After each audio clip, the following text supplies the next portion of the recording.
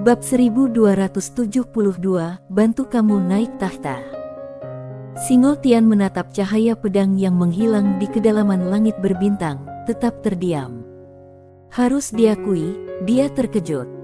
Kekuatan yang ditunjukkan Sander Ye sungguh tidak normal dan bukan sesuatu yang seharusnya dimiliki seseorang pada level ini. Melihat ini, dia sebenarnya sedikit khawatir. Karena intuisinya mengatakan bahwa asal-usul pemuda itu pasti luar biasa, dan dia tidak boleh menjadi musuhnya tetapi harus berteman dengannya. Tetapi, itu tidak mungkin karena pemuda itu sudah terlanjur terlibat dengan saudara kesembilannya. Dalam kasus tersebut, mereka adalah musuh bebuyutan. Singo Tian menggelengkan kepalanya, menyimpan rasa gelisah di benaknya. Dia menatap Cardio Tian dan berkata sambil tersenyum, "Adik ke-9, temanmu benar-benar kuat. Dia bahkan melukai Perdana Menteri Ji." Cardio Tian menatap Singo Tian, "Kakak, apakah kamu sudah puas sekarang?" Singo Tian mengangguk, "Tidak apa-apa, jangan khawatir, aku tidak akan terbawa suasana. Hanya orang yang tertawa terakhirlah yang menjadi pemenang sebenarnya. Aku hanya bisa tertawa sementara sekarang, apakah aku bisa tertawa terakhir, kita lihat saja nanti." Cardio Tian hendak berbicara ketika aura kuat tiba-tiba muncul di kejauhan. Krap, waktu dan ruang tiba-tiba terbelah, dan seorang wanita perlahan berjalan keluar. Orang yang datang tidak lain adalah pelayan Dewa Pei. Ketika melihat pelayan Dewa Pei, Singo Tian sedikit terkejut.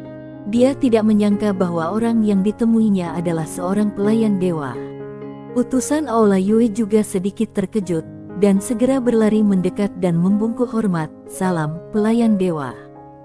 Pelayan Dewa Pei melirik ujung langit berbintang dan bertanya, "Apakah Sander Ye sudah pergi?"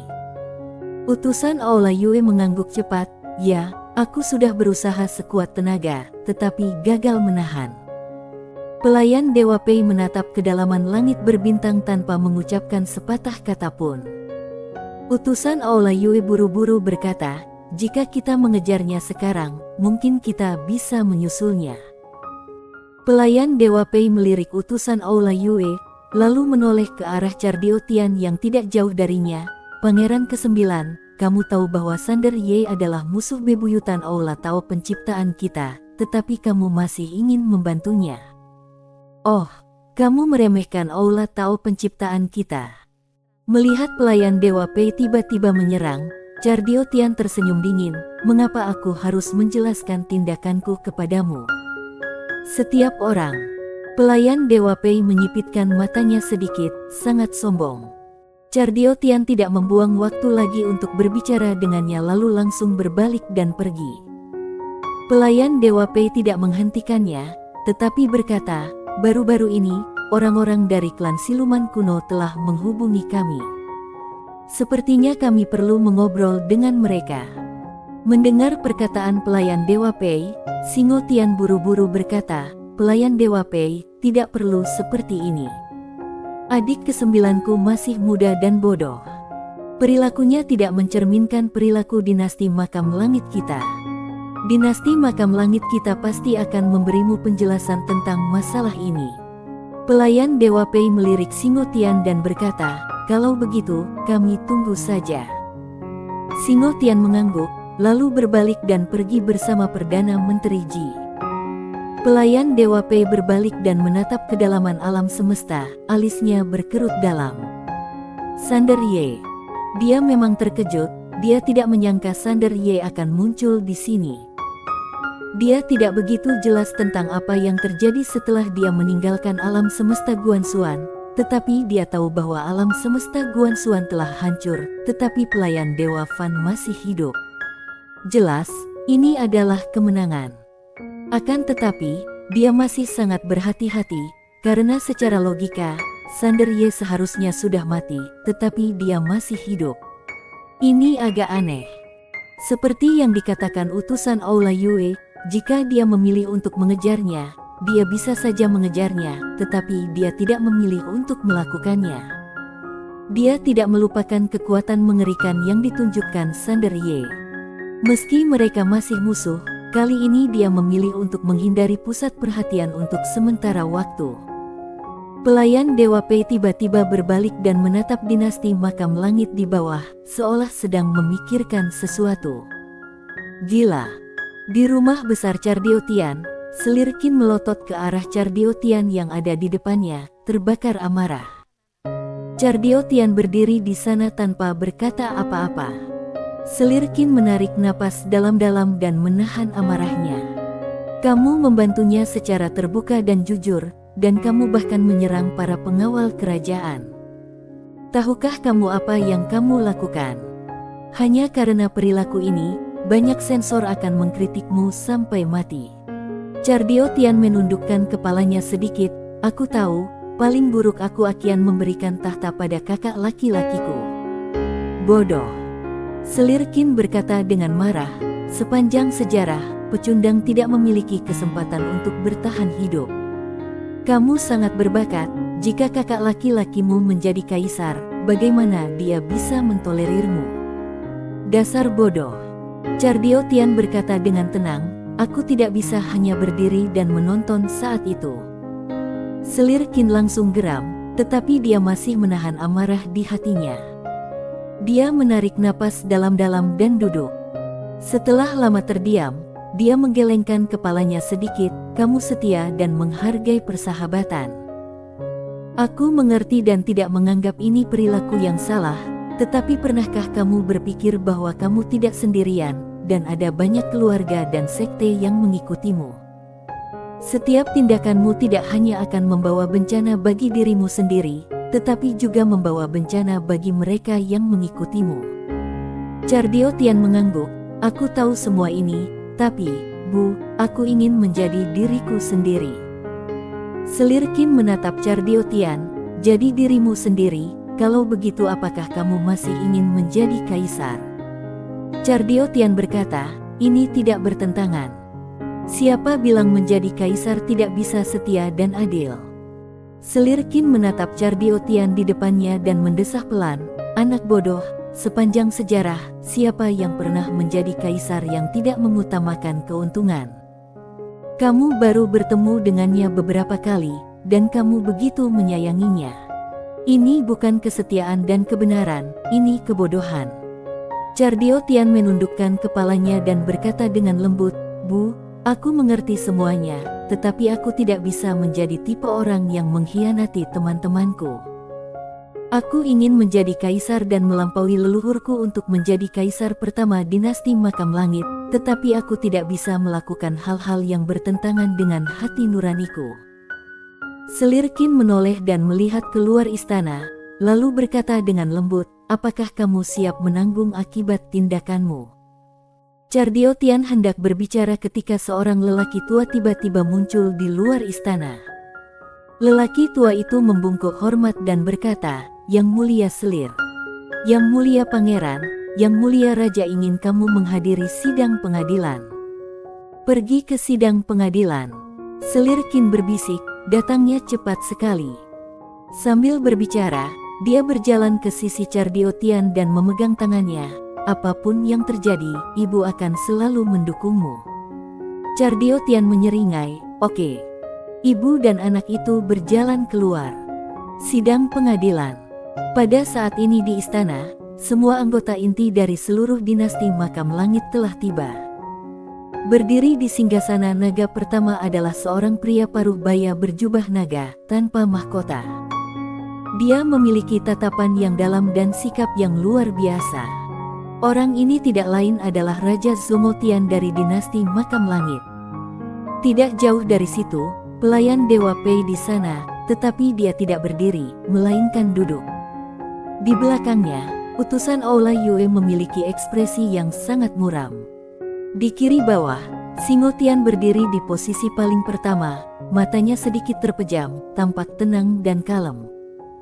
Pada saat ini, Selir Qin dan Chardiotian berjalan memasuki aula istana, dan semua menteri di ruangan itu memandang mereka. Chardiotian membungkuk hormat kepada Raja Zomotian yang berada di depan, salam, Raja. Raja Zomotian menatap Chardiotian dengan tatapan dingin, pertama, Kamu melanggar hukum leluhur dan membawa penjahat keluar dari perbatasan tanpa izin. Kamu tahu bahwa orang itu dicari oleh Aula Tao, tetapi kamu masih membantunya dan bahkan menyerang pengawal kerajaan. Apa yang ingin kamu lakukan?" Suaranya terdengar datar, tetapi di dalamnya terkandung kekuatan tak kasat mata, yang membuat suasana di lapangan menjadi semakin menyedihkan. Cardio Tian membungkuk sedikit, lalu berkata, "Raja, Kakak Ye bukanlah seorang penjahat. Aku membawanya keluar dari daerah perbatasan tanpa melanggar hukum leluhur. Kedua, Kak Ye adalah seorang jenius. Dia seusia denganku, tetapi dia dapat membunuh beberapa dewa dengan satu pedang raja. Orang jenius seperti ini jelas bukan orang biasa. Dia pasti memiliki asal-usul yang hebat. Aku membantunya melarikan diri karena alasan pribadi dan demi kebaikan publik." Untuk publik. Tak jauh dari situ, Menteri Ji tiba-tiba menyela Cardio Tian, "Pangeran ke-9, apa yang sedang kamu lakukan?" Cardio Tian berkata dengan suara yang dalam, "Jika saudara Ye dibunuh oleh dinasti Makam Langit, dinasti Makam Langit mungkin akan mengalami bencana besar." "Hehe." Perdana Menteri Ji tertawa, "Pangeran ke-9, apakah kamu ingin pikirkan apa yang kamu bicarakan?" Para menteri di lapangan juga menggelengkan kepala sedikit. Ada yang mencibir, ada yang kecewa, tetapi ada juga yang berdiri. Seorang lelaki tua membungkuk sedikit dan berkata, "Yang mulia, apa yang dikatakan Yang Mulia bukan tanpa alasan. Pemuda itu memiliki kekuatan seperti itu di usia yang begitu muda. Dia jelas bukan orang biasa. Jika dinasti Makam Langit membunuhnya, kemungkinan besar akan menyebabkan pertarungan antara kedua kekuatan." Beberapa menteri yang mendukung Cardio Tian juga dengan cepat menyetujui pada saat ini. Terlepas dari apakah mereka mempercayai kata-kata Cardio Tian atau tidak, pada saat ini, mereka hanya bisa memilih untuk berdiri di pihak Cardio Tian. Pada saat ini, Perdana Menteri Ji tiba-tiba tertawa dan berkata, "Yang Mulia, kamu mengatakan bahwa dia memiliki latar belakang yang luar biasa. Kalau begitu, izinkan aku bertanya, dari mana dia berasal dan kekuatan apa yang ada di belakangnya?" Cardio Tian melirik Perdana Menteri Ji dan berkata, "Kamu sangat pintar, coba tebak." Perdana Menteri Ji menatap Cardio Tian, "Yang Mulia, ini adalah rapat pengadilan, jangan membuat masalah." Cardio Tian mengabaikan Perdana Menteri Ji dan menatap Raja Songotian, "Raja." Raja Songotian. Pada saat ini, pelayan Dewa Pei di samping tiba-tiba berkata, "Aula Tao penciptaanku dan dinasti Makam Langit tidak pernah punya dendam selama bertahun-tahun, tetapi kali ini pangeran negaramu secara terbuka memprovokasi Aula Tao penciptaanku, tolong beri aku penjelasan." Begitu kata-kata itu diucapkan, tempat itu tiba-tiba menjadi sunyi. Wajah para menteri yang mendukung Cardio Tian menjadi semakin muram. Aula Tao penciptaan mulai memberi tekanan pada dinasti Makam Langit. Baru-baru ini, klan siluman kuno telah siap untuk bergerak. Jika Aula Tao penciptaan memilih untuk berdiri di pihak klan siluman kuno, itu tidak diragukan lagi akan menjadi pukulan fatal bagi dinasti Makam Langit. Raja Songotian tiba-tiba menatap Cardio Tian, "Kamu bisa menghubungi anak laki-laki bernama Sander Ye, kan?" Cardio Tian menggelengkan kepalanya, "Tidak." Raja Songotian menyipitkan matanya sedikit, "Bukankah dia memberimu jimat-jimat transmisi suara?" Wajah Cardio Tian menjadi gelap. Bagaimana Raja bisa tahu hal ini? Songotian berkata lagi, "Biarkan dia datang, kamu bisa menebus dosamu dengan jasa." Cardio Tian menatap Songotian, "Raja, Aula Tao penciptaan ini menggunakan dinasti Makam Langitku sebagai pion. Jika wanita itu ingin mengejar saudara Ye sebelumnya, dia pasti akan menyusulnya, tetapi dia memilih untuk tidak mengejarnya. Sebaliknya, dia datang ke dinasti Makam Langitku untuk mengincarku. Jelas, dia ingin dinasti Makam Langit bertarung sampai mati dengan saudara Ye. Jangan tertipu oleh rencana jahatnya." Lancang. Songotian tiba-tiba menjadi geram, dan kekuatan naga yang mengerikan langsung menekan Chardiotian hingga berlutut di tanah. Zomotian berdiri dan menatap Chardiotian, hubungi dia dan minta dia datang. Wajah Chardiotian pucat dan dia mengepalkan tinjunya. Pada saat ini, Slirkin di sampingnya buru-buru meraih tangannya dan berkata dengan suara gemetar, hubungi dia. Chardiotian menggelengkan kepalanya. Bang! Slirkin tiba-tiba menamparkan wajah Chardiotian dan berkata dengan marah, hubungi dia. Chardiotian masih menggelengkan kepalanya dengan keras kepala. Slirkin mengangkat tangan kanannya dan hendak memukulnya, tetapi ketika dia melihat mata Chardiotian yang keras kepala, hatinya melunak. Dia membungkuk dan memeluk Chardiotian, berkata dengan suara gemetar, ada yang salah. Kamu cepat-cepat keluarkan jimat transmisi suara dan hubungi dia. Aku mohon padamu. Setelah Chardiotian terdiam beberapa saat, dia perlahan mengeluarkan jimat transmisi suara yang diberikan Sander Ye kepadanya. Slirkin tiba-tiba merasa lega, tetapi pada saat ini, Chardiotian tiba-tiba mencubitnya dengan keras. Bang! Jimat transmisi suara langsung berubah menjadi abu. Ekspresi Slirkin tiba-tiba berubah. Dia berbalik dan menatap Zomotian. Yang mulia, masalah ini. Zomotian tiba-tiba melangkah maju, mengangkat tangan kanannya tiba-tiba, lalu meraih udara. Bang! Cakar naga ilusi tiba-tiba muncul di atas kepala Chardiotian. Cakar itu mengepal dengan keras, dan kekuatan yang mengerikan langsung mengunci Chardiotian. Kemudian, bola gas perlahan melayang keluar dari tubuhnya. Mata Chardiotian terbuka lebar, wajahnya berubah kesakitan. Tarik energi naga. Melihat pemandangan ini, semua orang di lapangan tercengang. Chardiotian telah memiliki energi naga sejak dia lahir, dan terlebih lagi, ini adalah energi naga leluhur. Energi naga leluhur semacam ini hanya dimiliki oleh leluhur peradaban dinasti Makam Langit. Energi ini sangat langka. Jika dikombinasikan dengan metode mental khusus dinasti Makam Langit, energi ini akan menjadi lebih kuat dan sangat menakutkan. Tidak seorang pun menyangka bahwa Kaisar Zomotian tiba-tiba akan menarik energi naga. Meskipun masalah ini agak serius, tetapi tidak begitu menghancurkan. Pada saat ini, beberapa menteri cerdas di lapangan telah menyadari sesuatu dan memandang Kaisar Zomotian, tetapi tidak berani mengatakan apapun. Singotian juga sangat terkejut saat ini. Dia menatap Zomotian dengan tidak percaya saat ini, dan perasaan sedih tiba-tiba melonjak dari lubuk hatinya. Di samping Kaisar Zomotian, pelayan Dewa Pei menatap Zomotian dengan acuh tak acuh. Awalnya dia mengira bahwa dia sedang memanfaatkan orang, tetapi sekarang tampaknya pihak lain juga memanfaatkannya. Tapi tak apa, mereka bisa saling memanfaatkan dan mendapatkan manfaatnya. Energi naga leluhur telah menyatu dengan Chardiotian. Sekarang energi itu ditarik keluar dengan paksa, seperti dikuliti dan dicabut uratnya. Itu lebih buruk daripada kematian.